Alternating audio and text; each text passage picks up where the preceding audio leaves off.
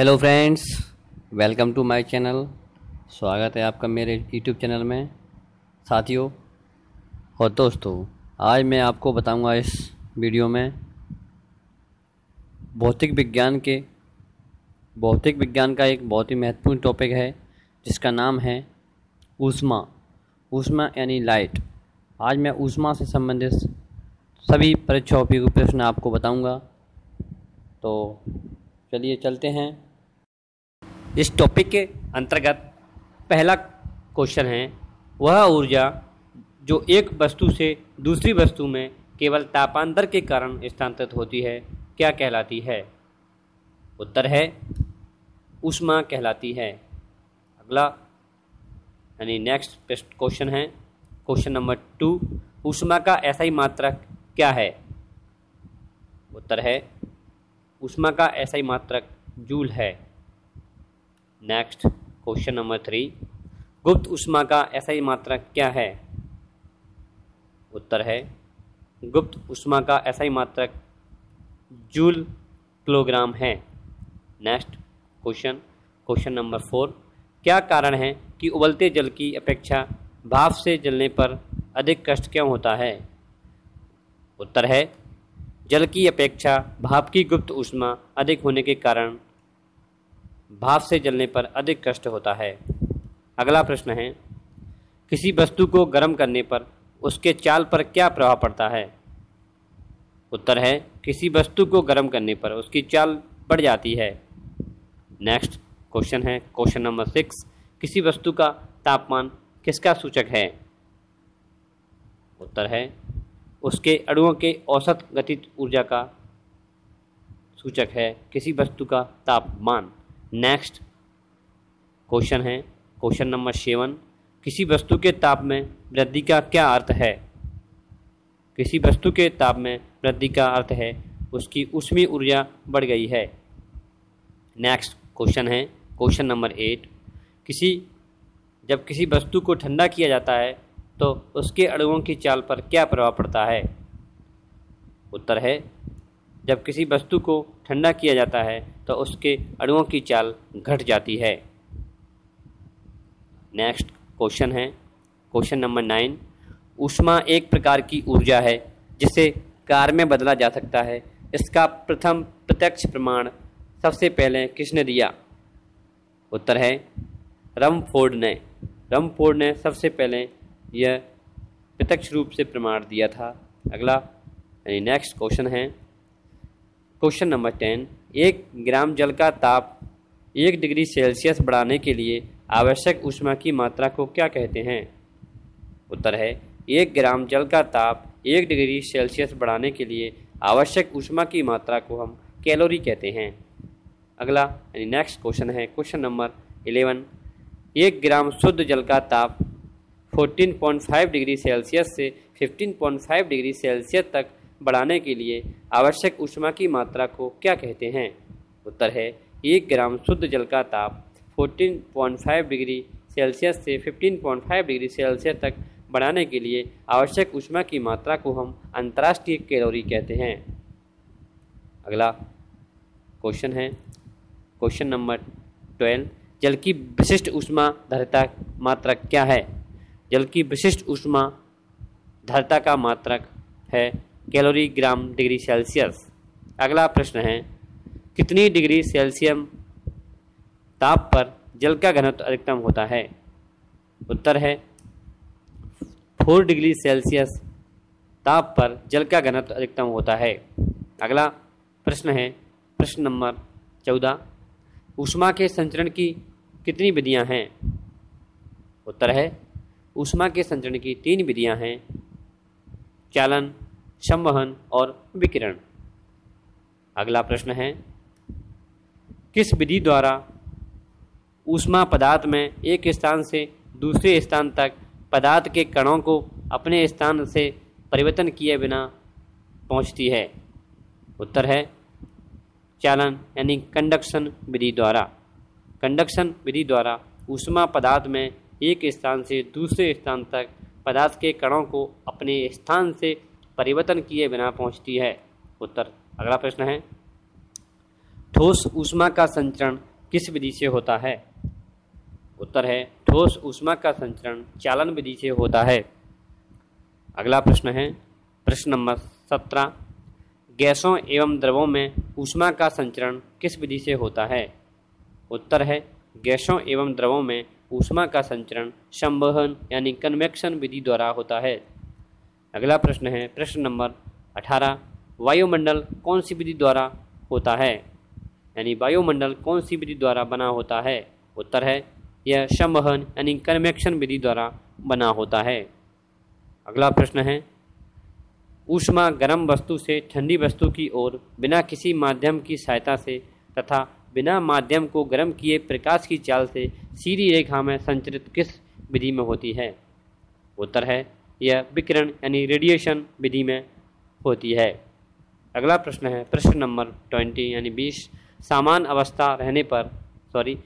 अवस्था रहने पर विकिरण द्वारा किसी वस्तु के ठंडे होने की दर वस्तु तथा उसके चारों ओर के माध्यम के तापांतर के अनुक्रमानुपाती होती है।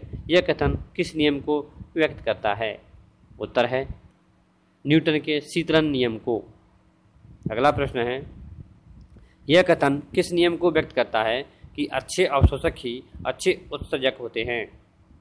उत्तर है किरचॉफ नियम। किरचॉफ नियम ही व्यक्त करता है कि अच्छे अवशोषक ही अच्छे उत्सर्जक होते हैं। अगला प्रश्न है अंधेरे कमरे में यदि एक काली और एक सफ़ेद वस्तु को समान ताप पर गर्म करके रखा जाए तो काली वस्तु किस नियम के तहत अधिक विकिरण उत्सर्जित करेगी? उत्तर है यह किरचॉफ के नियम के कारण अंधेरे में यानी किरचॉफ ने जो नियम दिया था उसके तहत काली और एक सफ़ेद वस्तु को समान ताप पर गर्म करके रखा जाए तो काली वस्तु किरचॉफ के नियम के कारण अधिक विकिरण उत्सर्जित करेगी। अगला प्रश्न है मिश्रण का प्रयोग कुल्फ़ी आइसक्रीम आदि बनाने में किया जाता है। यानी किस मिश्रण का प्रयोग कुल्फ़ी आइसक्रीम आदि बनाने में किया जाता है? हिम मिश्रण का प्रयोग किया जाता है आइसक्रीम और कुल्फ़ी बनाने में। अगला प्रश्न है द्रव की खुली सतह पर प्रत्येक ताप पर धीरे धीरे द्रव का अपनी वाष्प में बदलने को क्या कहते हैं? उत्तर है द्रव की खुली सतह पर प्रत्येक ताप पर धीरे धीरे द्रव का अपनी वाष्प में बदलने को हम वाष्पीकरण यानी इवोपोरेशन या वोलेटाइलाइजेशन कहते हैं। अगला प्रश्न है किसी दिए हुए ताप पर वायु के किसी आयतन में उपस्थित जल वाष्प की मात्रा तथा उसी ताप पर उसी आयतन की वायु को संतृप्त करने के लिए आवश्यक जलवाष्प की मात्रा के अनुपात को क्या कहते हैं? उत्तर है अपेक्षिक आर्द्रता। अगला प्रश्न है आपेक्षिक आर्द्रता मापने के लिए कौन से यंत्र का प्रयोग किया जाता है? इसका उत्तर है अपेक्षित आर्द्रता को मापने के लिए हाइग्रोमीटर का प्रयोग किया जाता है। अगला प्रश्न है अपेक्षित आर्द्रता पर ताप बढ़ने पर क्या प्रभाव पड़ता है? उत्तर है अपेक्षित आर्द्रता पर ताप बढ़ने पर वह बढ़ जाती है, यानी अपेक्षित आर्द्रता बढ़ती है। ताप बढ़ने से के साथ साथ अपेक्षित आर्द्रता भी बढ़ती है। अगला प्रश्न है ऊष्मा गतिकी का प्रथम नियम मुख्यतः किसे बताता है? ऊष्मा गतिकी का प्रथम नियम मुख्यतः ऊर्जा संरक्षण को बताता है। अगला प्रश्न है जब किसी निकाय में कोई परिवर्तन इस प्रकार हो कि वह पूरी प्रक्रिया के दौरान न तो बाहरी माध्यम को ऊष्मा दे और न ही उससे कोई ऊष्मा ले, तो इस प्रकार के परिवर्तन को क्या कहा जाता है? उत्तर है रुद्धोष्म परिवर्तन यानी रेडिकल चेंजेस कहा जाता है। अगला प्रश्न है अचानक कार्बन डाइऑक्साइड का प्रसार होने पर शुष्क बर्फ में बदलना किस परिवर्तन का उदाहरण है? उत्तर है अचानक CO2 का प्रसार होने पर शुष्क बर्फ में बदलना रुद्धोष्म परिवर्तन का कारण है, यानी रेडिकल चेंजेस का कारण है।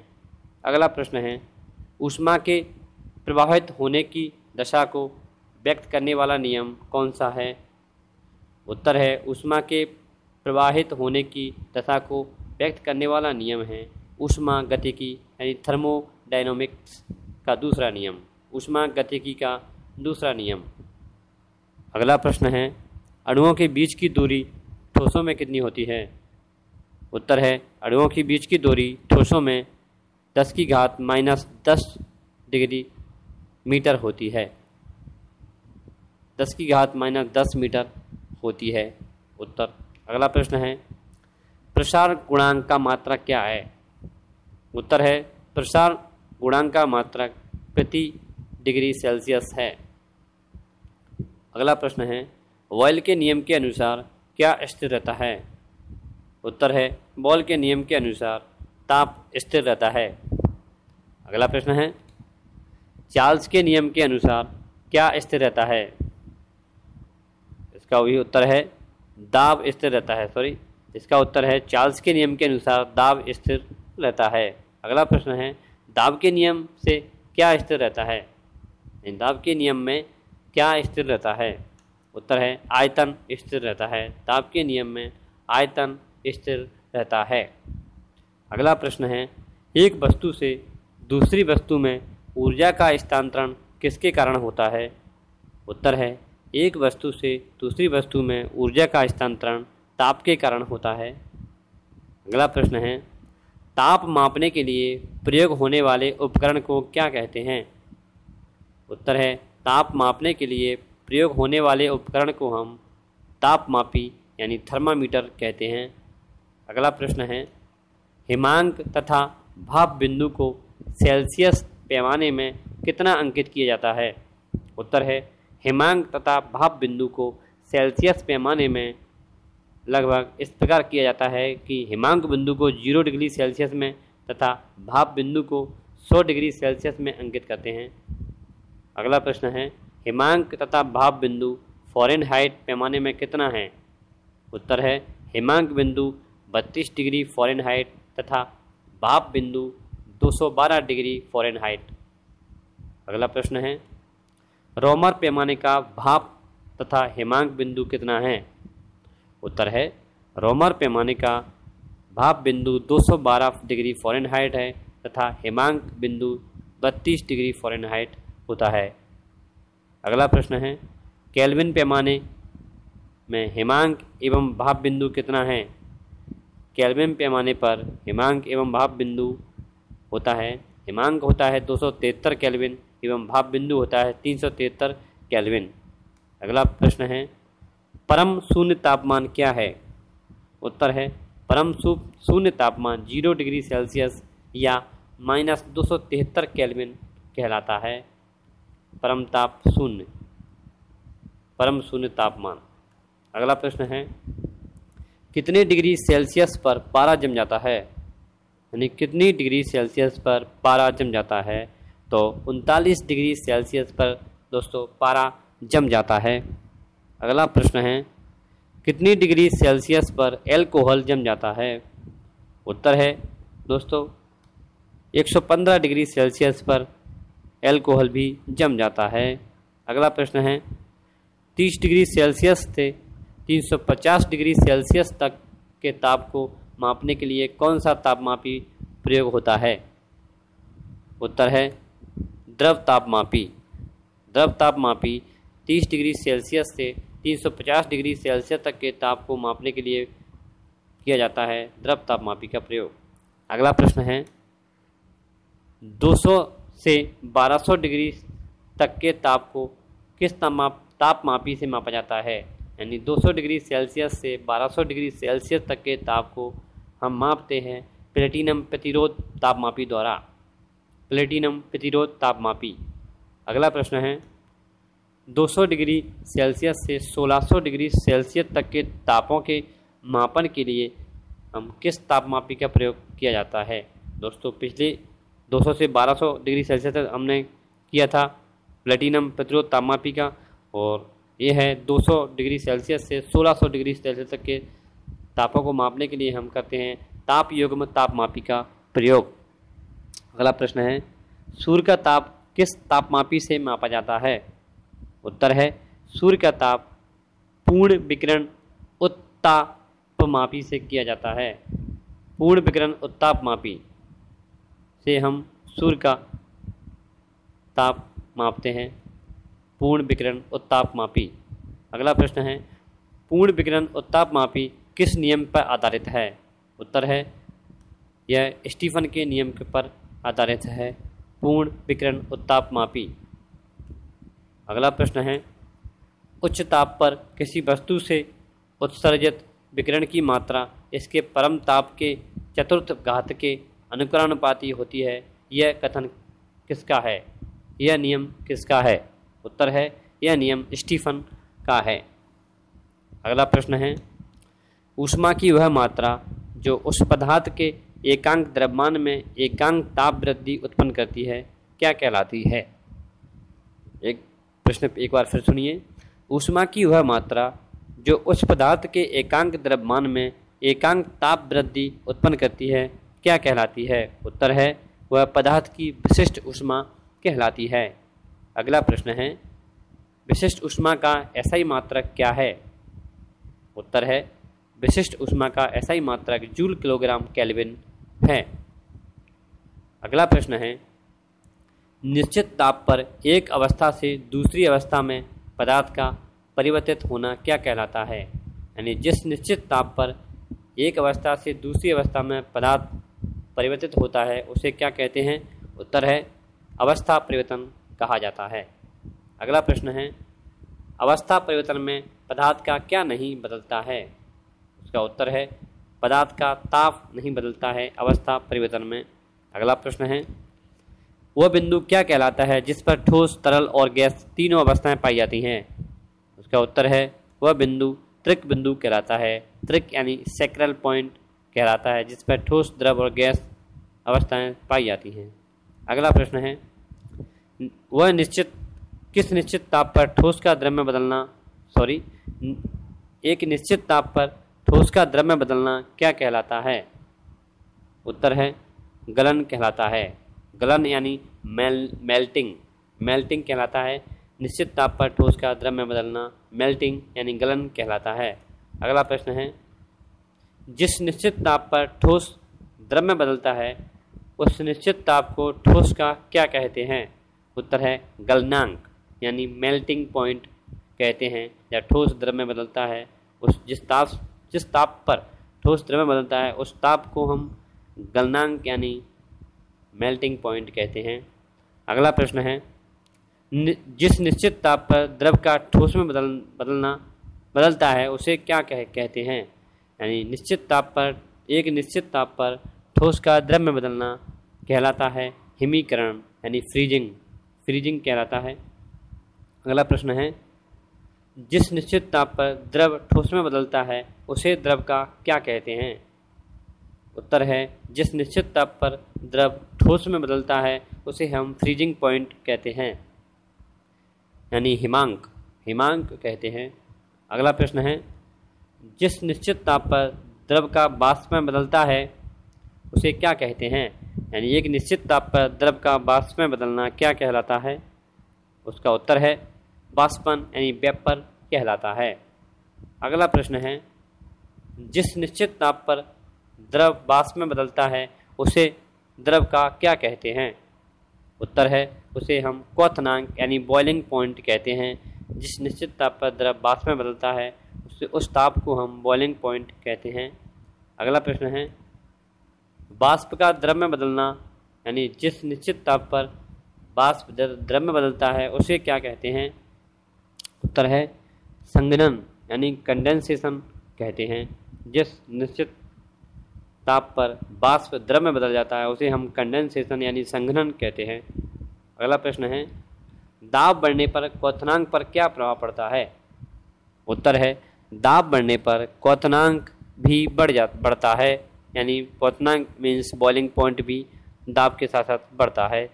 अगला प्रश्न है, अशुद्धि मिलाने से द्रव पर क्या प्रभाव पड़ता है? अशुद्धि मिलाने से द्रव का क्वथनांक यानी बॉइलिंग पॉइंट बढ़ता है। अगला प्रश्न है, जिस ताप पर पदार्थ की अवस्था में परिवर्तन के लिए यानी जिस ताप पर पदार्थ की अवस्था में परिवर्तन के लिए ऊष्मा की आवश्यकता होती है इसे पदार्थ की क्या कहते हैं? उत्तर है इसे पदार्थ की क्या कहते हैं? ऐसे कहते हैं पदार्थ की गुप्त ऊष्मा। यानी जिस ताप पर पदार्थ की अवस्था में परिवर्तन के लिए ऊष्मा की आवश्यकता होती है उसे पदार्थ की हम गुप्त ऊष्मा कहते हैं। अगला प्रश्न है, नियत ताप पर द्रव के एकांक द्रव्यमान को वाष्प में बदलने के लिए आवश्यक ऊष्मा की मात्रा को क्या कहते हैं? प्रश्न एक बार फिर से सुनिए। नियत ताप पर द्रव के एकांक द्रव्यमान को वाष्प में बदलने के लिए आवश्यक ऊष्मा की मात्रा को क्या कहते हैं? उत्तर है वाष्पन की गुप्त ऊष्मा, in the secret heat of vapour. अगला प्रश्न है, उबलते जल की अपेक्षा भाप से जलने पर अधिक कष्ट क्यों होता है? उत्तर है उबलते जल की अपेक्षा भाप से जलने पर कष्ट इसलिए होता है क्योंकि उसमें गुप्त ऊष्मा अधिक होने के कारण, भाप में गुप्त ऊष्मा अधिक होती है, इसी कारण भाप से जलने पर अधिक कष्ट होता है। अगला प्रश्न है, गर्म कमरे में पंखा चला देने पर कमरे के ताप पर क्या प्रभाव पड़ता है? यानी गर्म कमरे में यदि पंखा चला दिया जाए तो कमरे के तापमान पर क्या प्रभाव पड़ेगा? उत्तर है कमरे का तापमान बढ़ जाएगा। अगला प्रश्न है, 1 ग्राम जल को 0 डिग्री फ़ारेनहाइट से 0 डिग्री सेल्सियस तक गर्म करने के लिए कितनी ऊष्मा की आवश्यकता होती है? उत्तर है इसमें 17.7 यानी 17.7 कैलोरी की आवश्यकता होती है। अगला प्रश्न है, अवशोषण क्षमता किसमें सबसे अधिक होती है? अवशोषण क्षमता सबसे अधिक होती है काजल में। अगला प्रश्न है, दोपहर के समय सूर्य से आने वाली किरणें अधिक गर्म क्यों होती हैं? उत्तर है दोपहर के समय सूर्य से आने वाली किरणें वायुमंडल में देरी होने के कारण ऊष्मा का अवशोषण कम होता है, इसलिए दोपहर के समय सूर्य से आने वाली किरणें अधिक गर्म होती हैं क्योंकि वहाँ पर वायुमंडल में देरी होने के कारण ऊष्मा का अवशोषण कम होता है, इसी कारण। अगला प्रश्न है, पूर्णतः कृष्णपिंड की अवशोषकता कितनी होती है? उत्तर है पूर्णतः कृष्णपिंड की अवशोषकता 1 होती है। अगला प्रश्न है, किस विधि द्वारा सूर्य के प्रकाश की किरणें पृथ्वी पर आती हैं?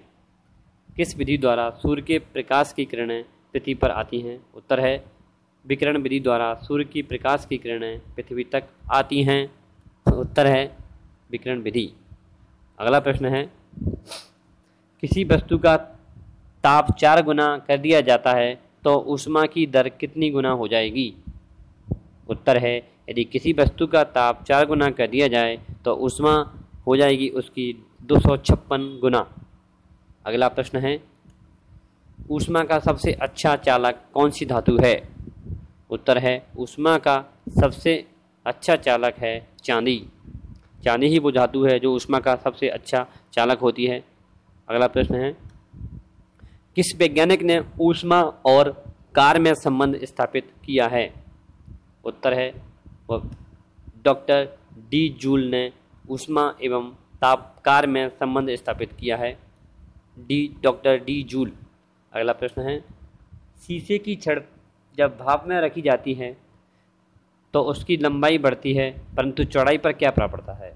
यानी शीशे की छड़ जब भाप में रखी जाती है तो उसकी लंबाई तो बढ़ती है लेकिन उसकी चौड़ाई पर क्या प्रभाव पड़ता है? तो उसकी चौड़ाई पर पड़ता है कुछ, उस पर कोई प्रभाव नहीं पड़ता है, वह अपरिवर्तित रहती है।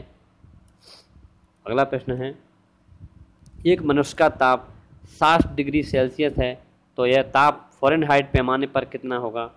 इसका उत्तर है एक मनुष्य का ताप जब 60 डिग्री सेल्सियस होता है तो फ़ारेनहाइट में वह होगा 140 फ़ारेनहाइट। अगला प्रश्न है, कौन सा द्रव ऊष्मा का अच्छा चालक होता है? कौन सा द्रव ऊष्मा का अच्छा चालक होता है? उत्तर है पारा यानी मरकरी ऊष्मा का अच्छा चालक होता है जो कि एक द्रव है। अगला प्रश्न है, सूर्य विकिरण का कौन सा भाग सोलर कुकर को गर्म कर देता है? उत्तर है सूर्य विकिरण का वो कौन सा भाग है जो सोलर कुकर को गर्म कर देता है? इसका उत्तर है वह है अवरक्त किरणें, यानी इन्फ्रारेड रेज होती हैं जो अवरक्त किरणें होती हैं, वह सूर्य का वह भाग होती हैं जो सोलर कुकर को गर्म कर देती हैं। अगला प्रश्न है, ग्रीष्मकालीन में सफ़ेद कपड़े पहनना अच्छा क्यों होता है, यानी गर्मियों के मौसम में सफ़ेद कपड़े पहनना अच्छा क्यों होता है। इसका उत्तर है सफ़ेद कपड़े ताप का अवशोषण कम करते हैं, इसलिए गर्मियों में सफ़ेद कपड़े पहनना अच्छा होता है। अगला प्रश्न है थर्मस फ्लास्क का आविष्कार किसने किया। थर्मस फ्लास्क का आविष्कार किसने किया। उत्तर है डिवार ने। डिवार नाम के ये वैज्ञानिक हैं, इन्होंने थर्मस फ्लास्क का आविष्कार किया। अगला प्रश्न है तेज़ हवा वाली रात्रि में ओस क्यों नहीं बनती है। जब तेज़ हवा चलती है तो उस रात्रि में ओस क्यों नहीं बनती है। उत्तर है वाष्पीकरण, यानी उस समय क्या होता है, इवोपोरेशन की रेट यानी वाष्पीकरण की दर तेज होने के कारण उस रात्रि यानी तेज हवा वाली रात्रि में ओस नहीं बनती है। अगला प्रश्न है ठोस कपूर से कपूर बाँस बनाने की क्रिया क्या कहलाती है। यानी ठोस कपूर से कपूर बाँस बनाने की क्रिया क्या कहलाती है। उत्तर है ऊर्ध्वपातन, यानी होरिंग कहलाती है, ऊर्ध्वपातन। अगला प्रश्न है मनुष्य आर्द्रता से परेशानी महसूस करता है तो इसका क्या कारण है। उत्तर है इसका पसीने का आर्द्रता के कारण वाष्पित न होना, यानी पसीने का आर्द्रता के कारण वाष्पित न होना मनुष्य की आर्द्रता से परेशानी महसूस करने का कारण है, क्योंकि पसीने का आर्द्रता के कारण वाष्पित नहीं होता है पसीना, इसलिए वह अच्छा महसूस नहीं करता है। अगला प्रश्न है फ्रिज में थर्मोस्टेट का क्या कार्य है। फ्रिज में थर्मोस्टेट का क्या कार्य है। उत्तर है एक समान तापमान बनाए रखना फ्रिज में थर्मोस्टेट का कार्य है। अगला प्रश्न है सूर्य की सतह पर ताप कितना होता है। उसका उत्तर है सूर्य की सतह पर 6000 केल्विन ताप होता है। अगला प्रश्न है किस बिंदु पर फ़ारेनहाइट पैमाना सेंटीग्रेड पैमाने का दुगना होता है। उत्तर है 160 डिग्री फ़ारेनहाइट बिंदु पर फ़ारेनहाइट पैमाना और सेंटीग्रेड पैमाना दुगना होता है। फ़ारेनहाइट पैमाना सेंटीग्रेड पैमाने का दुगना होता है 160 डिग्री फ़ारेनहाइट पर। अगला प्रश्न है सेल्सियस में कौन सा तापक्रम 300 केल्विन के बराबर होगा। तो सेल्सियस में कौन सा तापक्रम 300 केल्विन के बराबर होगा। उत्तर है 2 डिग्री सेल्सियस। 2 डिग्री सेल्सियस में 300 केल्विन के बराबर होता है। एक मिनट, सेल्सियस में कौन सा तापक्रम 300 केल्विन के बराबर होगा। तो इसका उत्तर है 2 डिग्री सेल्सियस। अगला प्रश्न है प्रश्न नंबर 91, यानी अंतिम प्रश्न है इस टॉपिक का कि सेल्सियस, फ़ारेनहाइट, रोमन तथा केल्विन पैमानों में क्या अंतर है। दोस्तों thank you for watching my video. अगर मेरा वीडियो ये आपको पसंद आए तो कृपया नीचे कमेंट बॉक्स में कमेंट करें कि आपको ये वीडियो कैसा लगा, और मेरे चैनल को सब्सक्राइब ज़रूर कर लें, क्योंकि मैं इस चैनल पर प्रतियोगी परीक्षाओं से संबंधित नए नए टॉपिक पर वीडियो डालता रहता हूँ। तो नीचे कमेंट बॉक्स में कमेंट करें और मेरे चैनल को सब्सक्राइब ज़रूर करें। और अगर अपने दोस्तों को या मेरे वीडियो शेयर करना चाह रहे हो तो शेयर बटन पर जाकर इसे फेसबुक और सोशल मीडिया पर शेयर ज़रूर करें। Thank you for watching my video.